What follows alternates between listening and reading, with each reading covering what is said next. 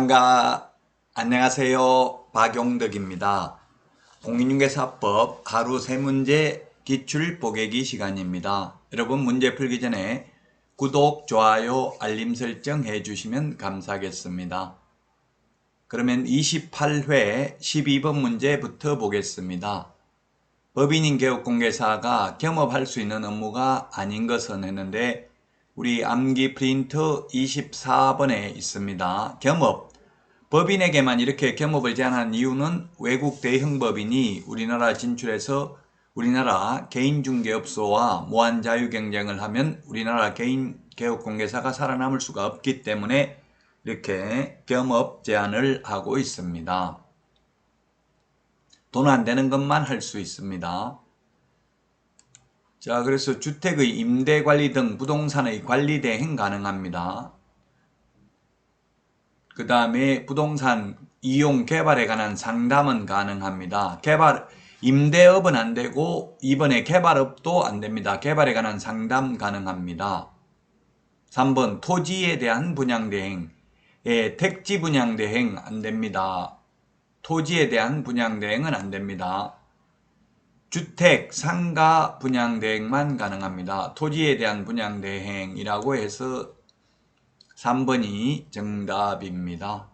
4번 개업공개사를 대상으로 중개업의 경영기법 및 경영정보 제공입니다. 개업공개사를 대상으로입니다. 공인중개사를 대상으로 한다고 하면 X입니다. 그 다음에 5번에 의뢰인의 의뢰에 따른 주거 이전에 부수되는 용역의 알선은 되는데 용역업은 안 되죠. 도배 이사업체를 직접 운영하는 건 안 되고 소개하는 것만 됩니다. 돈 안 되는 것만 가능하다고요. 따라서 3번이 정답이고 이거는 거의 해마다 시험에 출제되는 파트입니다. 암기 프린트 24번에 있으니까 꼭 숙지를 하시기 바랍니다. 3번이 정답이 되겠습니다. 자, 다음은 13번 문제 보겠습니다. 인장 등록에 대해서 옳은 것입니다. 1번 소속공개사 인장 등록하지 않아도 된다 했는데 X죠. 소속공개사 인장 등록해야 됩니다. 개업공개사와 소속공개사 인장 등록을 하고요. 중개보조원은 인장 등록하지 않습니다. 2번 개업공개사가 등록한 인장을 변경한 경우에는 7일 이내에 변경 등록해야 되고요. 안 하면 업무정지입니다. 소속공개사의 경우에는 자격정지 사유에 해당이 됩니다.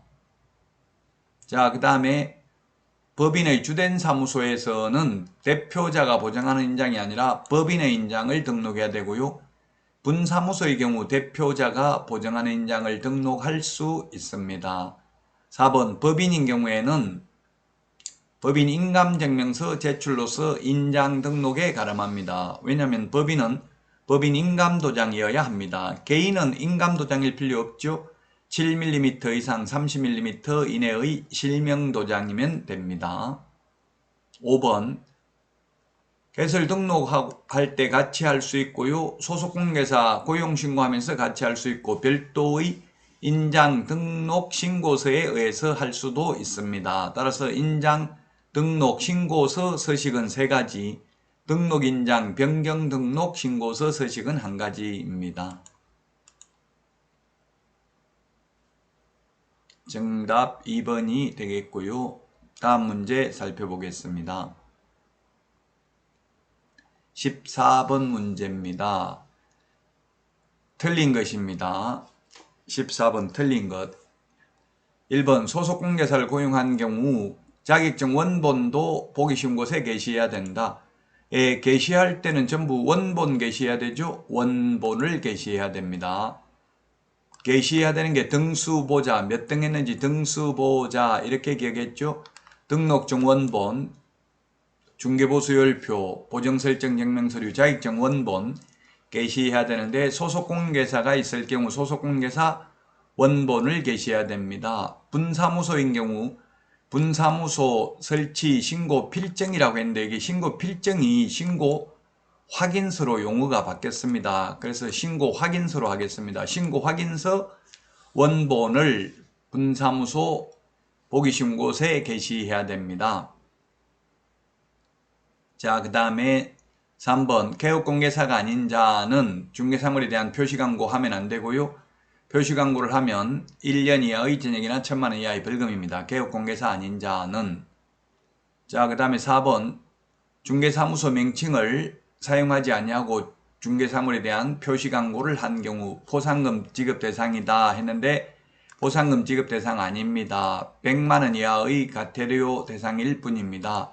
성명, 소연 등 이런 것을 표시하지 않은 경우죠. 성명, 사무소 명칭, 소재지, 연락처 등을 표시하지 않는 경우는 100만 원 이하의 과태료입니다. 포상금 지급 대상은 무부양, 광시, 공시, 우리 암기 프린터 28번에 보면 있죠. 무등록, 부정한 망으로 등록, 양도되어 개업공개사가 아닌 자가 광고한 경우, 그 다음에 시세에 부당한 영향을 미치는 행위를 한 개업공개사 등 공동중개 제한을 한 경우, 왕따시키는 경우, 누구든지 시세에 부당한 영향을 미치는 행위를 함으로써 개업공개사의 업무를 방해하는 행위가 포상금 지급 대상입니다. 따라서 4번이 틀린 정답이 되겠습니다. 5번 개업공개사는 이중으로 개설 등록하여 중개업을 할 수 없다. 예, 이중 등록하면 절대적 등록 취소 그리고 1년 이하의 징역이나 1,000만 원 이하의 벌금에 해당이 됩니다. 예, 정답은 4번입니다. 포상금 지급 대상은 7개입니다. 지금 여기 우리 해설에는 6개 되어 있는데 여기 2개가 있잖아요. 5번이 8호, 9호가 있는데 33조 1항 8호가 뭐냐 하면은 8호가 7호, 8호, 9호 2개가 있죠. 8호, 9호 2개가 있는데 시세에 부당한 영향을 미치는 행위를 한 개업공개사가 8호고요. 9호가 공동중개 제한, 왕따시키는 경우가 되겠습니다. 그래서 결국 7개가 포상금 지급 대상이 되겠습니다. 여러분 많은 도움 되셨나요? 도움 되셨다면 구독, 좋아요, 알림 설정 해주시면 감사하겠습니다. 다음 시간에 다시 찾아뵙겠습니다. 안녕히 계십시오. 안녕.